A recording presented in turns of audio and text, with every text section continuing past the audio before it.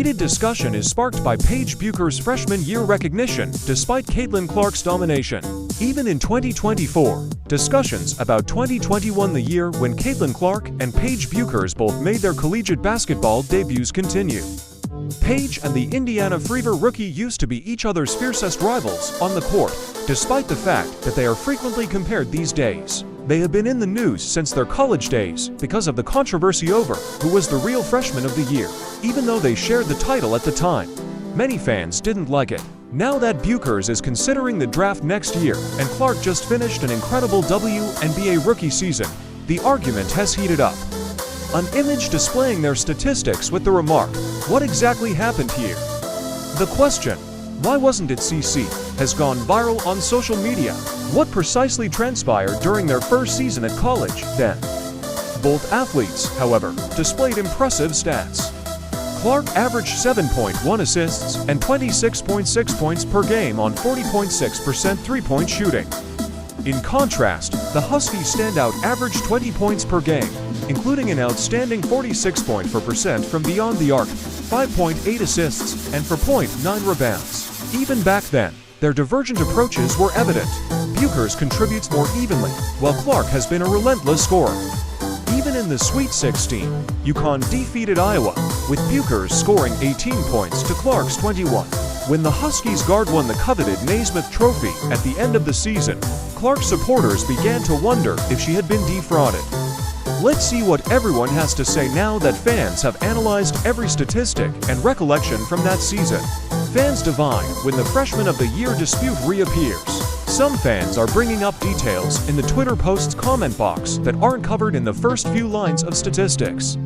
In response, other supporters pointed to Bueckers' defensive statistics and said, probably because of the stats not listed, they pointed out that, out of 2,929 players, she had the highest defensive win shares, while Clark had a much lower ranking.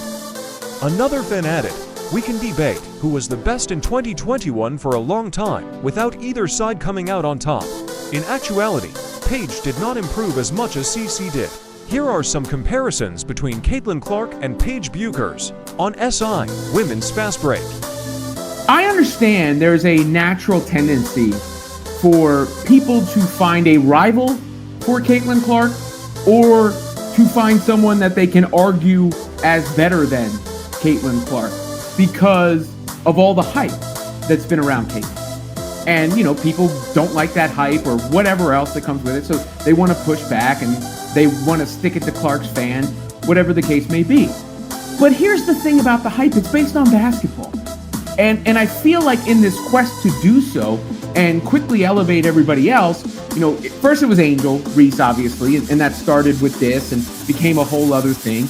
But Reese has become a celebrity and a basketball star in her own right, but she's not as good as Caitlin Clark. And now, you hear it with Juju Watkins, you obviously hear it with Paige Bueckers. But Caitlin Clark led the entire NCAA in points and assists her final year. Then she goes into the WNBA and produces more points than anyone in the history of the league ever has before. So being as good as that is a tall task. And it's not a failure for anybody, Paige Bueckers included, if they don't live up to that. To put things in perspective, Bueckers was perhaps the more effective player at the time, but she was largely benched due to years of injury. CC, who would go on to become the all-time top scorer, was thriving and having an influence during this time. This distinction was brought to light by another fan who said, "The problem with CC fans. They think basketball is all offense. We can't dispute that the athlete who might be selected as the first overall pick in the 2025 WNBA draft is a complete player. She became the only player to record at least 25 points, 10 rebounds, and 5 assists in 3 games in the same tournament since 2000. According to ESPN stats, the idea is supported by a great number of others. Paige played for a winning squad and was a great defender." One supporter wrote, "Clark was a good player on a bad team, gave her the ball, and let her work some more stats. The entire team controversy then arises. While Clark was the star player on a lower profile, unranked Iowa team, Bueckers had the advantage of playing with a dominant UConn club that had won 11 titles. Some support the Yukon star, but others believe that Cece must share the honor because of the Huskies' star status. One admirer clarified, "Caitlin's numbers were like that because she was on a worse team. It goes without saying that she will average higher because she was taking a lot more shots per game." Page 50% FG to CC's 47%, 46% 3P to CC's 41%, 5.8 assists and 2.5 TOs versus CC 7.1, and for 0.8, another one commented, adding stats to it. Fans are now excited for Bueckers to establish herself in the WNBA, stating, "This will be a forever argument, and that will be fun. If Paige can come close next year."